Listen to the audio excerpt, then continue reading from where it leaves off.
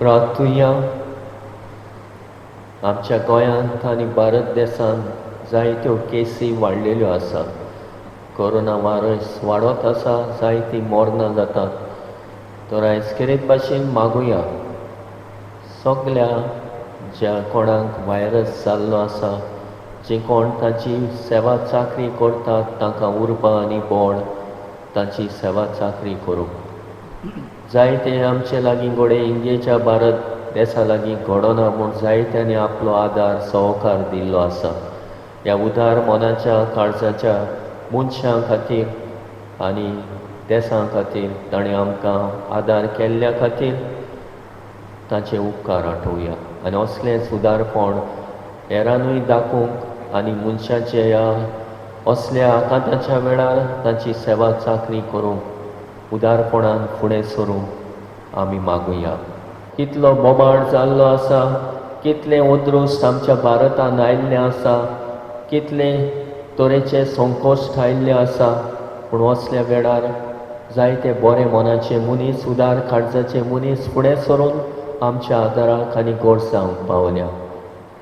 हें की खरें मनीसपण, हो की खरो धर्म आनी जेजूय आमकां हेंच करूंक आयच्या दिसा आमकां आपयता. हेची वाचपां आमकां हेंच आमच्या मनान घालता. आमी क्रिस्तांव कशे न्हयच उतरांनीच आमचो भावार्थ आमी परगट्टा, पूण खोर्न्यांनी आमचो भावार्थ आमी दाखोवन करूंक जाय.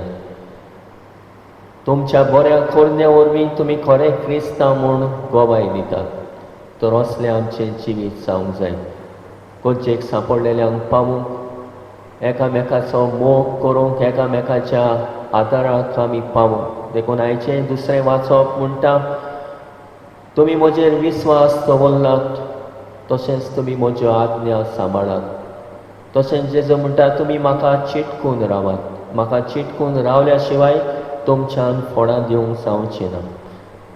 तर ह्या वेळार आमी सगळे आख्खे पोरचे खातीर मागुया आनी अदीक करून क्रिस्तांव जाणें जेजूचो पाटलाव केला, खरें तेची सुमोट सांबाळूंक आनी ताची सुमोट म्हणल्यार मोगान जियोवंक, मोगान एकामेकाच्या गोरसांक पावूंक, आदाराक पावूंक.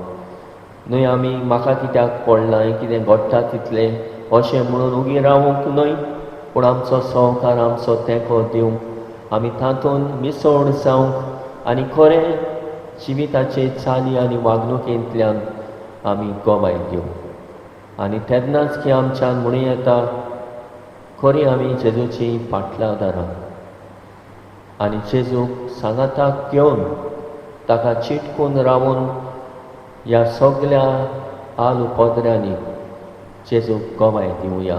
तातूंतल्यानूच आमी देवाक मोहिमा दिवंक पावतल्या.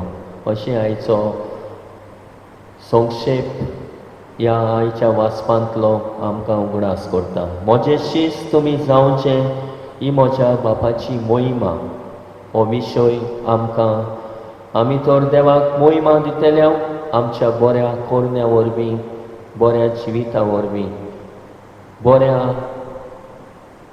कर्तुबां जी आमी करतात, आमी बरें करून जिवितांतल्यान देवाक मोहिमा दिवया.